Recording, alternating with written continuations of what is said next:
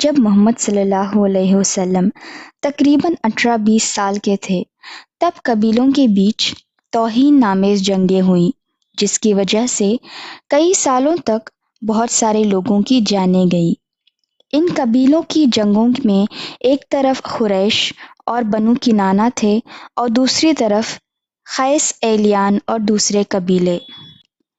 ان جنگوں کے دوران مقدس مہینوں کا بھی احترام نہیں کیا گیا تھا۔ اس وقت حرب بن امیہ قریش کے ایک اعلیٰ رتبہ دار رہنما تھے۔ ان جنگوں میں محمد صلی اللہ علیہ وسلم نے اپنے چاچاؤں کی مدد کی۔ ان کا کام یہ تھا کہ وہ دشمنوں کی گرے ہوئے تیروں کو اٹھا کر لاتے اور اپنے چاچاؤں کو دیتے۔ محمد صلی اللہ علیہ وسلم بچپن سے ہی بہت بہادر اور دلیر تھے۔ جنگوں کے بیچ میں جا کر دشمنوں کے تیریں اٹھانا بہت بہادری والا کام تھا، کیونکہ کوئی بھی تیر کبھی بھی انہیں بھی لگ سکتی تھی۔ جب ذو القعدہ کا مقدس مہینہ آیا تب جنگیں ختم ہوئیں اور امن واپس قائم ہوا۔ لوگوں نے محسوس کیا کہ مکے میں ظلم اور زیادتی بہت بڑھ رہی ہے، اسی لیے غریب اور مسکین کے حقوقوں کی حفاظت کرنا ضروری ہے۔ بنو ہاشم، بنو المطلب کے نمائندے اسد بن عبد العزیٰ، زہران بن کلاب اور تیم بن مرہ کو ایک بزرگ شخص عبداللہ بن جدعان التیمیہ کے گھر میں معاہدہ کرنے کے لیے بلایا گیا، جہاں پر محمد صلی اللہ علیہ وسلم کو بھی بلایا گیا تھا، جس کے بارے میں آپ کی نبوت کے بعد آپ صلی اللہ علیہ وسلم فرماتے ہیں کہ اگر مکہ میں ایسا کوئی معاہدہ ابھی بھی کیا جائے جیسا عبداللہ بن جدعان کے گھر کیا گیا تھا تو میں ابھی بھی اس معاہدے میں شامل ہونا پسند کروں گا۔ اس معاہدے کو اس وجہ سے قائم کیا گیا تھا کہ جب ایک آدمی جو زبید قبیلے سے تھا وہ مکہ آیا اور اس نے اپنی چیزیں العاص بن وائل کو بیچی، لیکن جب پیسے دینے کا وقت آیا تو انہوں نے پیسے دینے سے منع کر دیا۔ اس شخص نے لوگوں سے مدد مانگی لیکن کسی نے اس کی مدد نہیں کی، اسی لیے وہ مکہ کی ایک پہاڑی پر چڑھ گیا اور زور زور سے اپنی مراد کو ایک نظم کے ذریعے کہنے لگا کہ مکہ کے لوگوں نے اس کے ساتھ کیسے ناانصافی کی ہے اور شکایت کرنے لگا۔ مکہ کے لوگ شعر و شاعری نظموں کے بہت شوقین تھے، وہ ان چیزوں سے اپنی حوصلہ افزائی کیا کرتے تھے۔ لوگ اس کے الفاظوں سے بہت متاثر ہوئے اور انہوں نے یہ معاہدہ کیا کہ جب کبھی بھی مکہ میں کسی کے ساتھ ناانصافی ہوگی تو سب لوگ اس کے خلاف کھڑے ہوں گے، اور انہوں نے مل کر اسے اس کے پیسے واپس دلوائے۔ محمد صلی اللہ علیہ وسلم شروع سے بہت محنتی تھے۔ جب تھوڑے جوان ہوئے تو اپنے چاچا کے مویشی چراتے تھے اور کچھ سال بعد وہ بنی سعد کے لیے مویشی چراتے تھے۔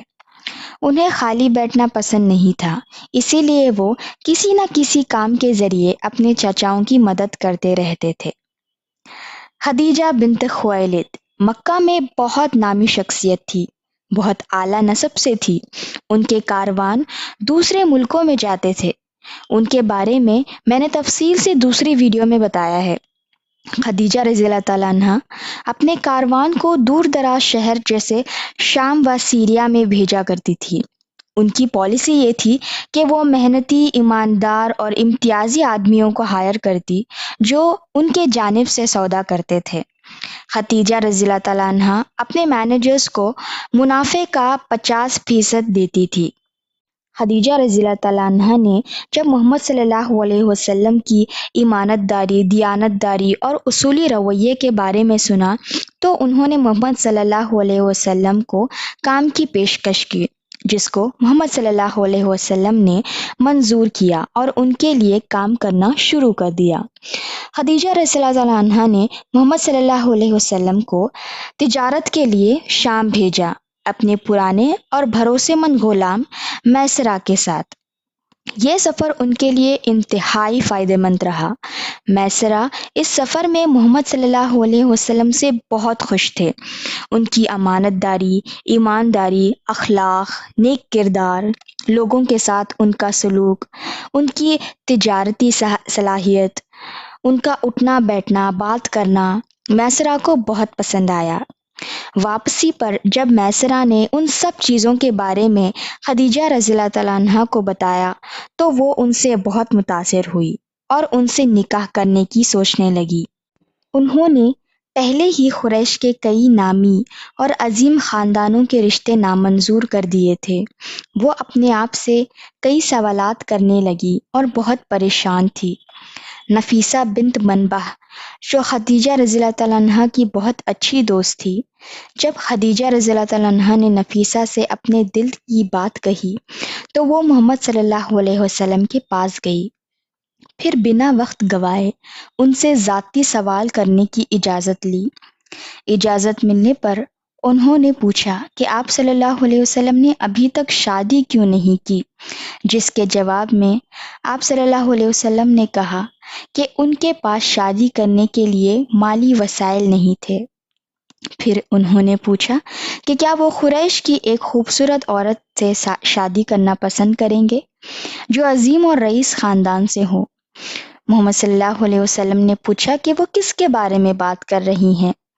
جب انہوں نے خدیجہ رضی اللہ تعالیٰ عنہ کا ذکر کیا تب محمد صلی اللہ علیہ وسلم نے کہا کہ اگر خدیجہ رضی اللہ تعالیٰ عنہ رضامند ہیں تو وہ بھی رضامند ہیں۔ اس بات کے سننے پر خدیجہ رضی اللہ تعالیٰ عنہ بہت خوش ہوئی۔ اس وقت خدیجہ رضی اللہ تعالیٰ عنہ کی عمر 40 سال اور محمد صلی اللہ علیہ وسلم کی عمر 25 سال تھی۔ محمد صلی اللہ علیہ وسلم کے چچا حمزہ رضی اللہ تعالیٰ عنہ اور ابو طالب نے خدیجہ رضی اللہ تعالیٰ عنہ کے چچا عمر بن اسد سے رشتے کی بات کی اور ان کا نکاح طے کیا۔ سب رشتہ داروں اور دوستوں کی موجودگی میں نکاح ہوا۔ حلیمہ سعدیہ جو محمد صلی اللہ علیہ وسلم کی دائی تھی، ان کو خاص طور سے بلایا گیا تھا۔ نکاح کے بعد جب وہ واپس اپنے گاؤں کے لیے روانہ ہونے لگی تو خدیجہ رضی اللہ تعالیٰ عنہ نے ان کی شکر گزاری کے لیے انہیں بہت سارے ہدیے دیے اور کئی اونٹ اور بکریاں دیے، جو ظاہر کر رہا تھا کہ ان کے لیے کتنے اہم اور خصوصی وہ لوگ ہیں جو آپ صلی اللہ علیہ وسلم سے جڑے ہوئے ہیں۔ خدیجہ رضی اللہ تعالیٰ عنہ کو اس نکاح سے بہت برکت ہوئی۔ انہیں 6 بچے ہوئے، 2 لڑکے قاسم اور عبداللہ، پھر 4 لڑکیاں زینب، رقیہ، ام کلثوم اور فاطمہ رضی اللہ تعالیٰ عنہ۔